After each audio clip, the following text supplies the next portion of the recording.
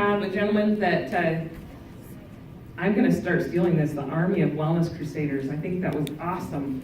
But I have a new AKA, the Eureka Moment Creator. Help me welcome Mike DiMuccio. Thank you. Okay, thank you. Whenever you're ready, Steve. Okay, so effective approaching. So far, a lot of the conversations that I hear are with respect to, I guess you need me to be not with my nostrils and okay, right here.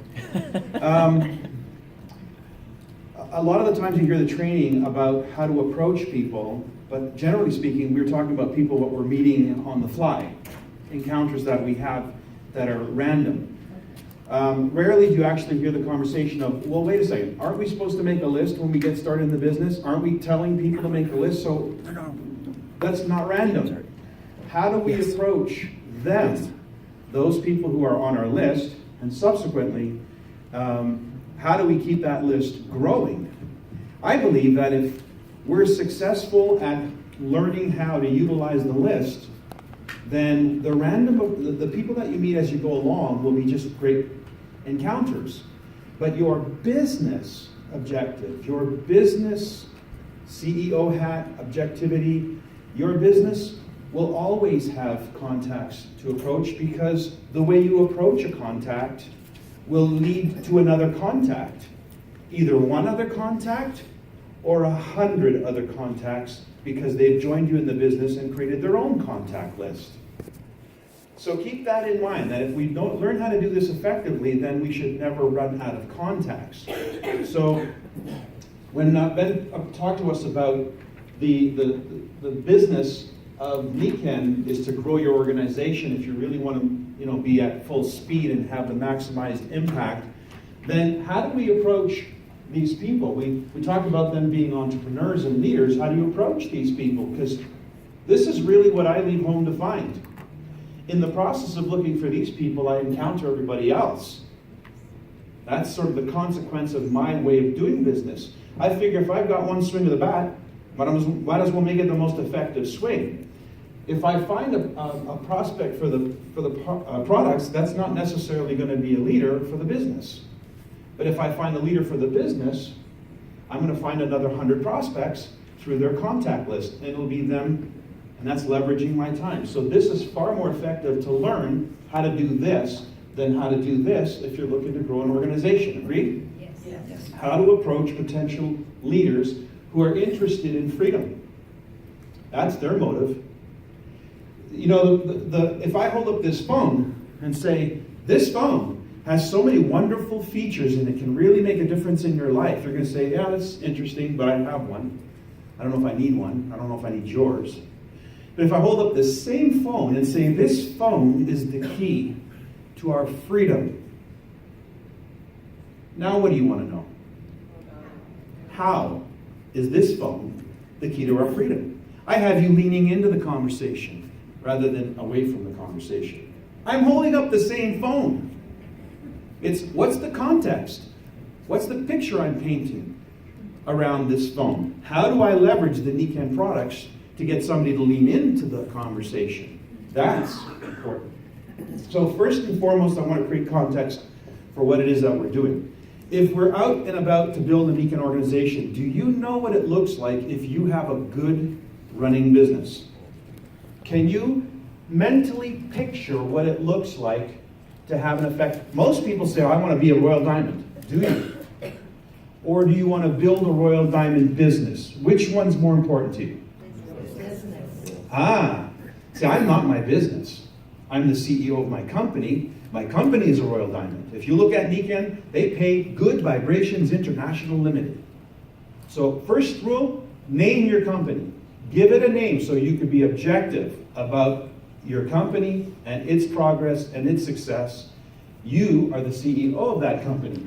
So what does my company look like if my company is really rolling out an effective business plan that's doing all the things that we want to do? We talk about wanting to make a difference in the world. We talk about wanting to make a difference in people's lives. And we talk about wanting to make profit. That's the triple bottom line right there. What does it look like if your business was running at 100%. Here's a beautiful schematic of what it looks like. You start with 3, and you teach them, and you teach them, and so on and so forth, and there's your organization, 6 generations. What is this organization doing? You're building an army to do what? Every home a wellness home. You're helping these people, starting with your 5, create wellness homes. At least 5. But if it was 5, put a number to it. That's what a business is. Look what happens. You've got thousands of wellness homes being created. Your 5 has become thousands through the leveraging concept of teach 3 to reach 3. What am I teaching these 3?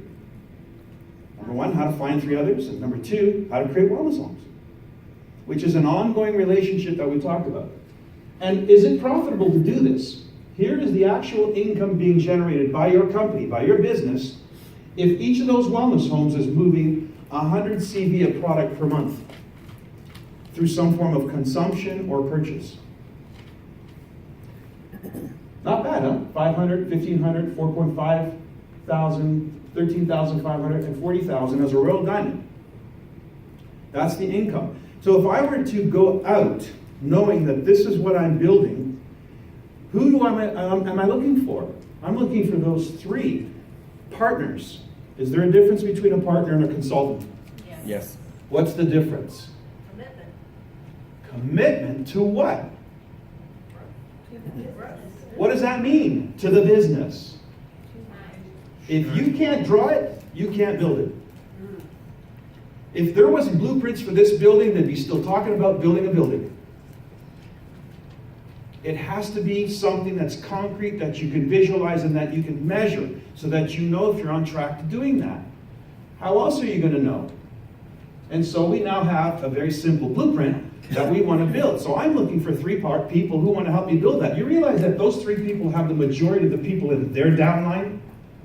I'm going to help 3 people build a huge downline. I'm not worried about me. If I help 3 people build a huge downline, do I have a huge downline? Yes. I don't have to worry about me. So I'm looking for 3 partners. How do I approach 3 partners? It's the seed of an idea multiplied. So let me just jump ahead here. So I start with a list, and I encourage people to start with a list. I had 154 names on my list when I started. I don't think I've gotten to all 154 names in all the years I've been in NECAN. Yes, I've met a lot of other people, and our network is going to be comprised of mostly people we never knew. But it always begins with people we do know. And so that's a skill that we want to develop and teach among the things that we teach those 3. Teach 3 to reach 3. What are we teaching them? How to harvest from their contact list. Now, this contact list is comprised of people I know. There's a way of actually further refining the people that I want to talk to. There's a way of categorizing EIRL, entrepreneurial, influential, resourceful, and whether they live close by, to give us a rating system. The people who score 8 out of 9 or a 10, compared to me rating myself as a 7, are the people that are highest in terms of priority of the people I want to contact. First, about what? How do I approach these people? I want to invite them to help me. How does that reflect on what you've been hearing so far? Isn't that the exact opposite? Yes, we want to help people. Build a Royal Diamond business, you'll help thousands of people. But how do I go about building a Royal Diamond business? First, I got to find my partners. And for that, I need help both to find them, to present to them, and I need help from them to do what? To create the business that we're going to create, to affect the thousands of lives that we're going to affect, to profit the way this business enables us to profit. I'm looking for help.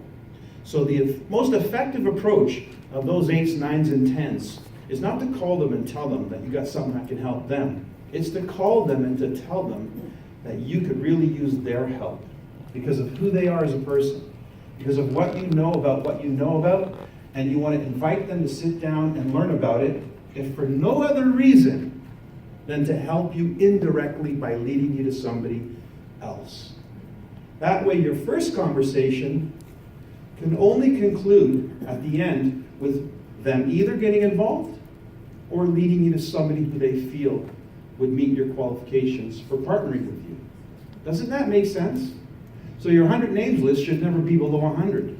Every name gets converted to either another name or another list. Thank you.